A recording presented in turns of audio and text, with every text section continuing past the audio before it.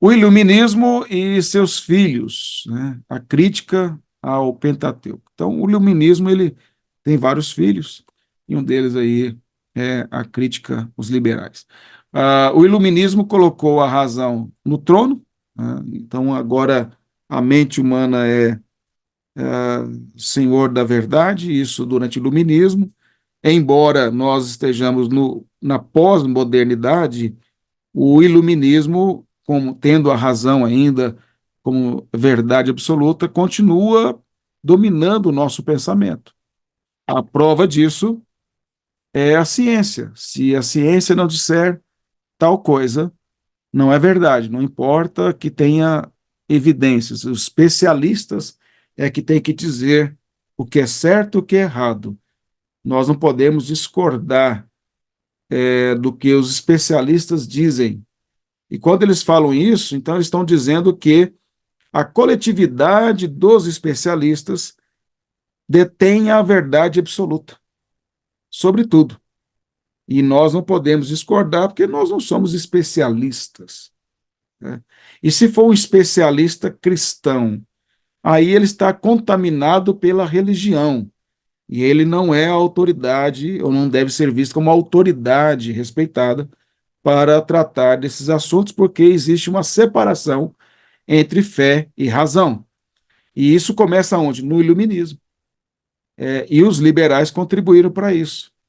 Então, o que a Bíblia fala sobre Deus criar os céus e a terra, criar Adão e Eva, já plantar um jardim no Éden, sobre a queda, a serpente e assim por diante, isso, na verdade, é fé. Isso é experiência religiosa. Isso é mito, uma lenda, que você pode usar com alguns valores morais, algumas ilustrações e assim por diante. Mas a ciência realmente mostra o que é verdadeiro, que é o evolucionismo. Mesmo não tendo prova alguma do evolucionismo, mesmo tendo mais evidências contrárias ao evolucionismo, mas ele é visto como sendo uma verdade indiscutível. Ele é o alicerce da de toda a civilização ocidental e também oriental. Ele é a visão de mundo que está por trás de tudo, é a questão da origem, é a origem da a perspectiva de mundo. Se não é Deus, então é algo, é a matéria. Se é a matéria, então a nossa vida é só aqui, não tem qualquer valor. Estava lendo um livro de cosmovisão, o camarada falava assim, né? O Sayer diz assim, sobre Karl Marx. Karl Marx defendia que não existe verdade absoluta, verdade moral, existe uma verdade que é da cultura da época. Então, isso muda, né, de acordo com o momento. Mas, ao mesmo tempo, Karl Marx criticava moralmente o capitalismo. Peraí, mas não tem base? Como é que... Então, qual que é a base para você julgar o... Não, então, veja, as incoerências de tudo. Não existe uma verdade absoluta ou moral que possa julgar todo o resto, dizer o que é certo e o que é errado, mas ele julgava moralmente o capitalismo, como todo socialista faz. Então, as incoerências de tudo isso aí. Então, o iluminismo ele vai promover isso. Toda a realidade agora deveria passar pelo crivo da razão. Sem isso, não vale. A ciência é o instrumento de avaliação do que é verdadeiro ou falso. Aí você tem toda aquela utopia quanto a, a ciência. A religião foi colocada no campo subjetivo da experiência. Só aí você tem os liberais, eles vão defender exatamente isso, que a religião ela é algo do sentimento, da experiência. Eu não sei se eu falei na última aula isso aí, né, se falei, me perdoe, mas eu acho que falei sim, que o liberalismo tem muita relação de prática com o pentecostalismo, né? Por conta esse apego ao subjetivo, à experiência. A religião é um sentimento, embora eles nem conheçam, nem saibam o que é liberalismo teológico. mas eles, de certo modo, defendem isso. E o reverendo Wellerson foi meu professor de dogmática, né, na época de teologia era o reverendo João. E eu falei para ele na aula que parecia então que o pentecostalismo tinha uma relação muito estreita com o liberalismo teológico por causa disso aí. Aí ele até falou na época assim que era uma boa teoria que valia a pena escrever, fazer um mestrado e falar sobre isso, mas tinha que achar documentos, né, livros que falassem, que fizessem uma relação direta, não apenas hipótese. Eu estou dizendo aqui que é uma relação de prática, que é isso que eu estou colocando. Agora, uma relação teórica, eu nunca encontrei, nunca ouvi alguém falar sobre isso. Mas na questão, mais uma coisa de experiência, né? Eu posso dizer assim, que na filosofia, empiricamente, posso dizer que o que eu observo é que os pentecostais que começam a ler tteologia têm muito prazer quando conhecem teologia liberal. Por quê? Porque a teologia liberal, ela traz uma ideia de intelectual, de alguém, igual quando você vai estudar filosofia, aí você aprende uns terminhos lá da filosofia e tal, que os outros não sabem, e aí parece que você sabe muita coisa, né? Poxa, o cara é filósofo, né? Pô, sabe o que que é empírico, né? Tal, existencialista. Aí ele fica essas palavras bonitas e que dentro de um contexto de escola, tudo bem, de formação a gente utiliza, mas no dia a dia não tem utilidade nenhuma, a não ser explicando. E aí então, quando alguém começa a ler os liberais, existe esse que é chamado, né, usar um- uma palavra filosófica, né, sofisma, né, essa ideia de vaidade, né, parece que conhece, não conhece coisa nenhuma. E então ficam encantados. Como o pentecostal gosta de status, né, o Eduardo foi do ramo aí, né, não que ele gostasse, mas ele era do ramo, mas o pentecostal gosta do aplauso, né, gosta do destaque, ele gosta de ser aquele que é o santo da igreja, o ungido, canela de fogo, e aí, quando ele tem lá os argumentos que quase ninguém sabe e tal, do meio dele, isso dá um destaque muito grande. E aí parece que ele é um cara intelectual, porque ele questiona a autoria mosaica, né? Ele a narrativa da criação. Tanto é que, olha só, há alguns provas que eu estou me lembrando aqui. Estava defendendo numa pregação dele a teoria do intervalo, que é a teoria do gap, que é em Gênesis 1, verso 1 e 2, a teoria de que Deus criou, né, teve uma criação antes da criação, um Adão antes do primeiro Adão, e que também Deus utilizou aí o processo evolucionista para criar. Então, ele defendeu isso. Isso é teoria, isso aí é visão liberal. Então, parece bonito, legal. Poxa, o cara viu um negócio lá na Bíblia que ninguém viu antes e tal. Quem não tem nenhum conhecimento sobre o assunto fica impressionado. Poxa, ainda mais sendo da boca de alguém que é da linha pentecostal, que você, sendo da igreja pentecostal, você não vai acreditar que ele negue as escrituras. Mas ele nega. É o Marco Feliciano? Isso, eu sabia que era Marcos alguma coisa, Marcos Feliciano, É. exatamente. E ele Uhum. é bom de argumento, né? É um cara inteligente. É. E ele apresenta em uma das suas pregações isso aí. Então, eu estou fazendo aqui demonstrando uma relação, pelo menos, de pregação aí, entre liberalismo teológico, neortodoxia, com os pentecostais. Mas é algo que vale a pena ainda no futuro pesquisar. Tudo que era crido a respeito de Deus e sua palavra tornou-se questionável com tudo isso. E aí tem que ter comprovação científica, histórica e arqueológica, senão nós não cremos na Bíblia. E aí, veja, então, o mundo está passando por uma mudança. Até aquele momento, a escritura não era questionada quanto à sua inspiração, quanto ao relato, ao seu testemunho, nada disso era questionado.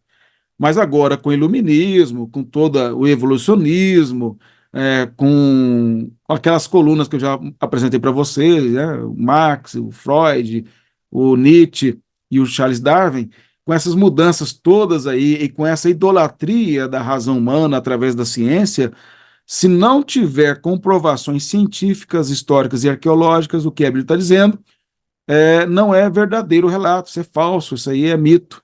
Só que a ciência está em desenvolvimento constante. E algumas ferramentas ela não dispunha na época para averiguar se o que a Bíblia dizia era verdade ou não. Uma delas foi a que eu citei dos hititas. Mas, por exemplo, que não posterior a esse período aí dos liberais, a ciência zombava da Bíblia dizer, quando Deus fala para Abraão, que a sua descendência será tão numerosa como as estrelas do céu e os grãos de areia. E a comparação numérica aí que Deus faz, embora não, Deus não está declarando isso, mas ele faz uma comparação de grãos de areia com estrelas no céu. E aí isso era motivo de zombaria para a ciência, porque como pode imaginar que existam tantas estrelas no céu quanto os grãos de areia, né? E aí aquele telescópio Hubble, que já está fora, né, de ação, ele provou que, cientificamente, que existem sim tantas estrelas no universo quanto grãos de areia. É, então, quando a ciência zombava da Bíblia, é porque ela não tinha ferramentas para observar o que a Bíblia diz. Não é que a Bíblia estava mentindo. Olha outra coisa, né? Eu acho que eu mencionei para vocês. Não, só antes disso, a das estrelas. Aí você vê Isaías 40, que diz que o Senhor conhece cada estrela pelo nome, sem que nenhuma falte. Ah, e eu estava dando aula no Instituto segunda-feira, vi um lance assim, aquelas coisas, poxa, eu nunca, falei, porque eu nunca pensei nisso. Ah, quando fala, quando Paulo diz em 2 Tessalonicenses capítulo 2, ele fala do verdadeiro arrebatamento da igreja, que não é o secreto dos dispensacionalistas, né? Mas que o Senhor, ao soar a última trombeta, o Senhor Jesus vai voltar, e aí unindo a 1 Coríntios 15, para entender, os mortos ressuscitarão primeiro, depois, se nós estivermos vivos, seremos transformados no piscar e abrir de olhos. Isso quer dizer, então, que o céu vai estar lotado, lotado de anjos e de crentes de todas as épocas. Então não vai faltar espaço no céu, né, para tanta gente assim, tantos seres, né, tanto angelicais como os eleitos, glorificados, e Cristo, né, no centro de tudo isso aí. E aí eu lembrei que o céu vai estar como as estrelas do céu, né, como Deus falou para Abraão, a descendência de Abraão. E eu falei, poxa, eu nunca tinha feito essa conexão, né? É tão clara. E é cumprimento final daquilo que Deus prometeu a Abraão, né? Levou ele para fora da tenda, lá diz o texto, em Gênesis 15, e ali é Cristo, leva ele. Olha, Abraão, devia estar super estrelado, né? Porque é o Criador que mandou. Olha, Abraão, vai ser assim a sua descendência. Que coisa linda. E aí ele faz aquele pacto lá que eu mencionei no início. Ah, eu ia falar outra coisa, agora fugiu a mente. Mas a questão da ciência, né? Ciência, ela não. Ah, sim. Aquela questão que eu mencionei para vocês, de Gênesis capítulo 1, quando Deus cria dois luminares, o maior para o dia e o menor para a noite. Só há pouco tempo que descobriu que um é menor que o outro. Então, a questão é que não é falta de comprovação. Às vezes é por falta de achado arqueológico, como é o caso dos hititas. Às vezes é falta de ferramenta científica hábil para observar, né? Mas quando realmente se pesquisa, descobre aquilo que a Bíblia fala. Eu lembro quando eu estava, antes de ir para o seminário, trabalhava numa serigrafia, e eu vi no jornal, na revista, alguma coisa assim, isso tem lá, uns 20, 30 anos atrás, é, eu acho que era a revista Veja, alguma coisa assim, que a ciência, depois de muitos milhões de dólares investidos, eu lembro bem dessa declaração, descobriu que árabes e judeus descendem de um mesmo ancestral, Abraão. Falou, poxa, então beleza. Precisa ter gastado tantos milhões assim, né? É só ler a Bíblia. Vamos lá. Quando acerta, só fala aquilo que a Bíblia já fala há muito tempo. Os teólogos, aqui os liberais, naufragaram, né, no mar de críticas. Eles tentam responder aos iluministas, aos críticos da nossa fé, diante de todo esse cenário da razão suprema, da ciência exaltada, e aí eles vão naufragar diante disso. Então, eles são pressionados a dar resposta e buscam esse diálogo de forma errada. A gente, no curso de Cosmovisão, a Regina está fazendo, a gente vai ver lá vários apologetas, como James Orr e outros, que não naufragaram. Eles não naufragaram, eles deram respostas bíblicas, filosóficas, né, teológicas, bem coerentes com o que a Escritura ensina, no meio acadêmico. E foram homens que Deus usou tremendamente. No entanto, outros demonstraram a sua apostasia. Não sei se foi Lutero que falou, eu acho que foi, que a heresia é uma bênção para a igreja. Exatamente isso. O que Lutero dizia, e acho que é ele mesmo, que é uma bênção para o desenvolvimento da teologia. Então, a Deus utiliza da heresia para provocar os teólogos a desenvolver a teologia. Caso contrário, se acomoda. Então, todo mundo está pensando igual, não tem dificuldade nenhuma, praticamente. Mas quando surge um herege, ou hereges, ou uma teologia defendida por vários hereges, isso movimenta o mundo teológico e faz com que a teologia se desenvolva mais, cresça mais, seja escrito mais livros sobre o assunto, mais cursos e assim por diante. Então, a igreja ela cresce em conhecimento da palavra de Deus em meio às heresias. É como as perseguições, que, embora ruins para a igreja, no aspecto físico e tal, purifica a igreja. Faz com que ela cresça, se mexa, ore mais, dedique mais ao Senhor, e também revela quem não é mesmo da igreja. A perseguição revela quem é falso crente.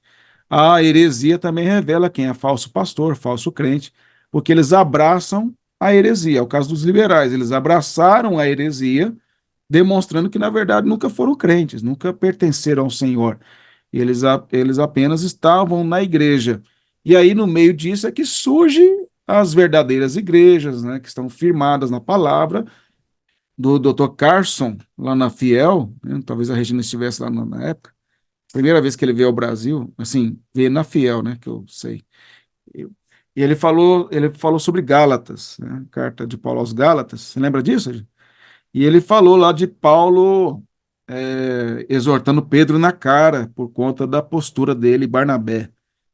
E ele disse, e ali estava em jogo a doutrina da justificação pela fé. Por isso que Paulo foi tão duro com Pedro ali, pelo comportamento dele. E aí eu lembro, eu até anotei na minha Bíblia na época, assim, ele falou assim: quando a verdade do evangelho está em jogo, até a unidade apostólica pode ser quebrada. Até a unidade apostólica poderia ser quebrada por causa da verdade do evangelho. E é justamente o que Paulo diz, né? Se um anjo descer e anunciar outro evangelho que seja nasce, um de nós aí falar, ele está falando assim, não tem ninguém com autoridade acima da escritura, não, nem Pedro. E lógico que Pedro não era um herege, ali ele foi um imaturo, né, naquela posição dele. Mas o que ele fez de comportamento em relação aos gentios e aos judeus, ele e Barnabé, aquilo comprometia a mensagem da justificação pela fé, por isso que Paulo foi tão firme. Não só exortou na cara, como ele escreveu uma carta para falar que exortou ele. Nada acima da verdade do evangelho. Nenhuma unidade denominacional, nada pode ser superior. Você manter uma unidade denominacional a custo da verdade, né? É o que fizeram, né, em 1940. Eles mantiveram hereges dentro do seminário, ou seja,